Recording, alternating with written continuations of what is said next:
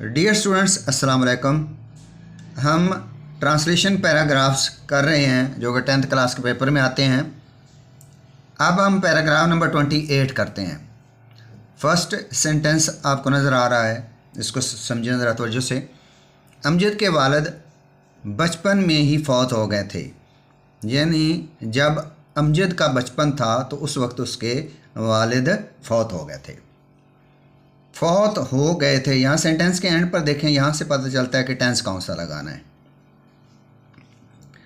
यहाँ पर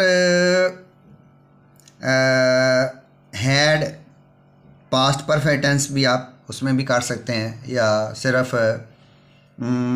second form लगाकर भी कर सकते हैं। मैं आपको समझाता हूँ दोनों तरह से कि कैसे करेंगे। अमजद के वालिद बचपन में ही फौत हो गए थे।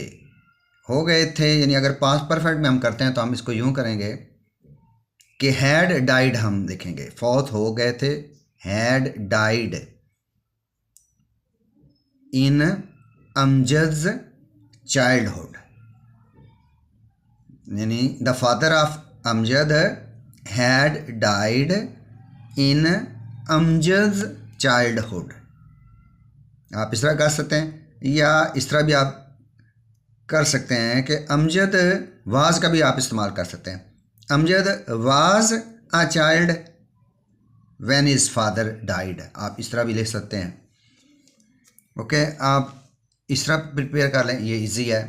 Amjad was a child when his father died, आप ऐसे भी लिख सकते हैं। या Amjad's father had died in Amjad's childhood, ऐसे चले। अब आप इसको पढ़ें ज़रा, यकीनन पढ़ लिया होगा। ओके, सेंटेंस नंबर 2 देखें। वो यतीम हो गया, यानी अमजद यतीम हो गया।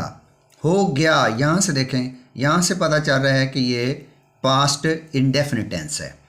तो पास्ट इंडेफिनिट टेंस में हम second form of verb use करते हैं।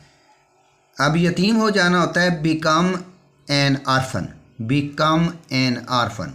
तो सेकंड फॉर्म हम लगाएंगे बिकेम, वो ही बिकेम एन आर्फन। चलिए इसको प्रिपेयर करें, आप पढ़ें ज़रा, यकीनन पढ़ लिया होगा। Okay, next. उसका चचा उसे अपने घर ले आया। अब इस सेंटेंस के एंड पर देखो, ले आया, आया यहाँ से पता चल रहा है कि ये पास्ट इंडेफिनिट टेंस है। तो पास्ट इंडेफिनिट टेंस में हम कौन सी फॉर्म ऑफ वर्ब यूज़ करते हैं? सेकंड। अब ले आया, लाना होता है किसी को, ब्रिंग। ब्रिंग की सेकंड फॉर्म होगी ब्रॉट। आप ब्रॉड भी लगा सकते हैं, आप टुक भी लगा सकते हैं। टेक की सेकंड फॉर्म टुक भी लगा सकते हैं। यानी उसका चचा his uncle took him to his house, या his uncle brought him in his house, आप इस तरह भी। ये ज़रा इसको तवज्जो से देखें। His uncle brought him in his house, यानी उसे अपने घर में लाया।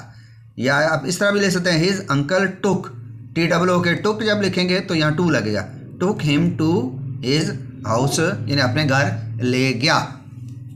चलिए आप पढ़ें ज़रा। ओके, पढ़ लिया होगा। Next sentence. चचा का कोई बेटा ना था।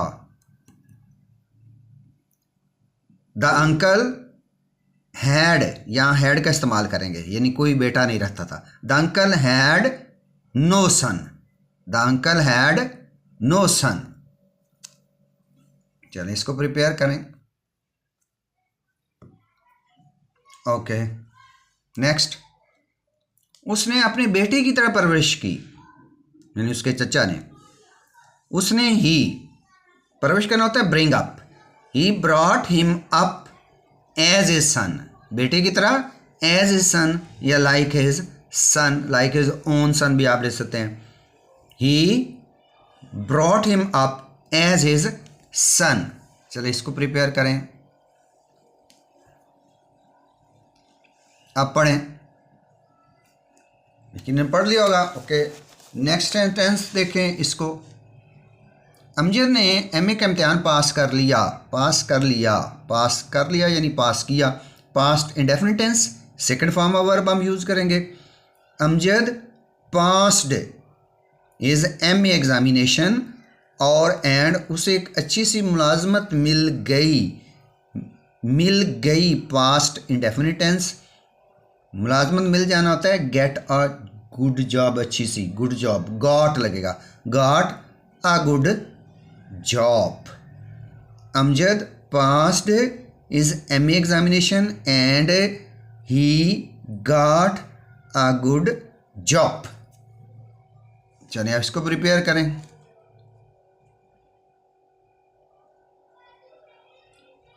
आप पढ़ें, यकीनन पढ़ लिया होगा। अब उसका चचा बूढ़ा हो चुका था। हो चुका था कौन सा टेंस है? Past perfect tense. और बूढ़ा होना होता है grow old, grow old. Past perfect tense है, हैड लगेगा और थर्ड फॉर्म ऑफ वर्ब लगेगी। Had grown old. Now his uncle had grown old. Now his uncle had grown old. Prepare करें, आप पढ़ें ज़रा। Okay, next.